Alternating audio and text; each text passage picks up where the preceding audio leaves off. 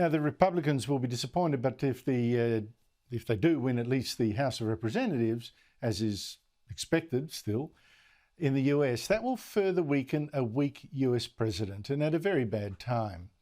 Now, Joe Biden will next Tuesday fly to Indonesia for the G20 meeting there, and he is expected to meet Chinese dictator Xi Jinping to try to talk down tensions between the two rival superpowers.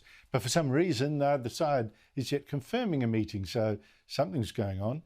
But China's state television has just featured a visit that Xi made to the Joint Operations Command Center of his military commission, where he told his commanders the security outlook was now increasingly unstable and uncertain, and they should act as if at war. As the state media reported, he emphasised that the entire army must focus all its energy on fighting wars, focus all work on fighting wars, speed up the improvement of its ability to win. That's alarming enough. On the other hand, the commander of the US Strategic Command, so this is the American side, he's just told the Wall Street Journal that the US military is not ready for war.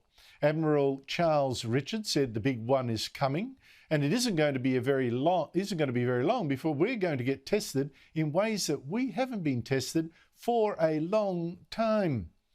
And as I assess our level of deterrence against China, the ship is slowly sinking. They are putting capability in the field faster than we are, and that is a very near-term problem. Is expecting a real test very shortly, and America is outgunned. Joining me is General Jack Keane, a retired four-star general and former Vice Chief of Staff of the US Army. He's chairman now of the Institute for the Study of War. General Keane, thank you for your time. Always great to talk to you. In China, the dictator tells his military to prepare for war. In the US, though, Admiral Charles Richard warns that you're not ready for war. Is he right? Yeah, the Admiral is basically correct. I mean, what he is saying to us is something observers like myself have been saying for a number of years.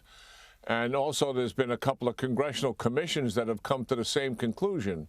And the facts are that the United States doesn't have a military deterrent that's effective against China. China literally outguns us and outmans us. They have more airplanes, more ships, more offensive missiles, more defensive missiles than the United States has. And if we had to fight a war with them, we would be doing it in their backyard.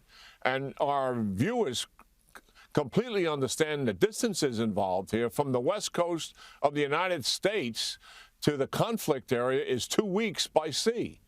So yes, China has an advantage. And the concern that we have is, as President Xi has said time and time again, he's going to resolve the Taiwan issue by force if necessary. And now he has more powers as a result of the 20th Party Congress than any leader of China since Mao Zedong, that the military lack of an effective deterrence, as the Admiral points out, could be an incentive for President Xi to take action.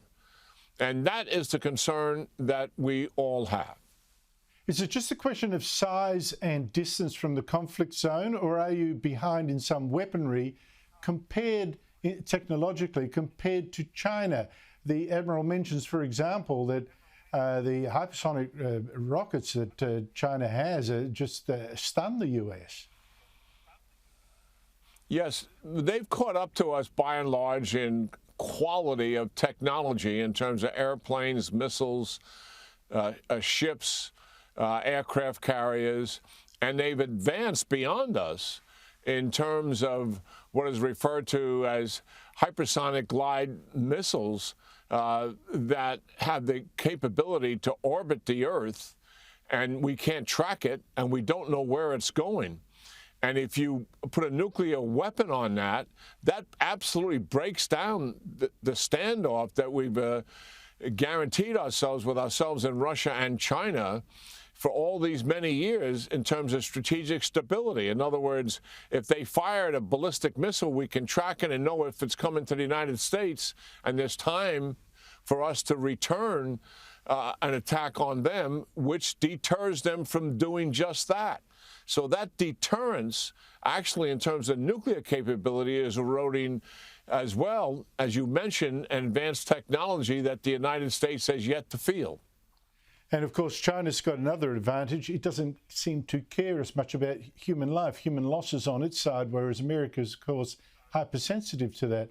Now, I just wonder then, what shape is President Joe Biden going to be in when he meets President Xi Jinping next week, as predicted, in Indonesia, given, well, these elections are likely to be giving him a weaker position? You've got his military warning, or some of the military warning, his military's not in shape, while President Xi is going around saying prepare for war. It's not going to actually be a meeting of equals in that sense, is it? Yeah, well, this gives us some pause for concern. If you take a look at the Ukraine-Russia situation, many of us are convinced, Andrew, that Putin probably would not have invaded except for the fact that Biden was president. He put 70,000 troops on the border of Ukraine in March within 60 days of Biden becoming president. Biden stopped a shipment of weapons to Ukraine because he did not want to provoke Putin. I believe Putin saw that as weakness. And after the Afghanistan fiasco, he put 170,000 troops on the border of Ukraine in the fall of 21 and invaded after the holidays. Our concern certainly is, I'm not a political expert, but the political experts are telling all of us in the United States that as a result of today's election, President Biden will have a significant political setback. And as a result of that, will be weaker as a president. And going into the meeting with President Xi, hopefully it does take place in Bali in a week or so, because it would be a good thing for these two leaders to talk to each other. I mean, the historical cycle that's got us concerned is that rising powers normally get in conflict with ruling powers. That has been the history of the world. And that is what we're facing here with China, a rising superpower, and the United States, an existing one. And President Xi has expressed the ambition to replace the United States as the world's global leader. So, yes, the discussions are going to take place are significant, and it's likely that President Biden is playing a weaker hand, certainly, as a result of the election, if it turns out as predicted.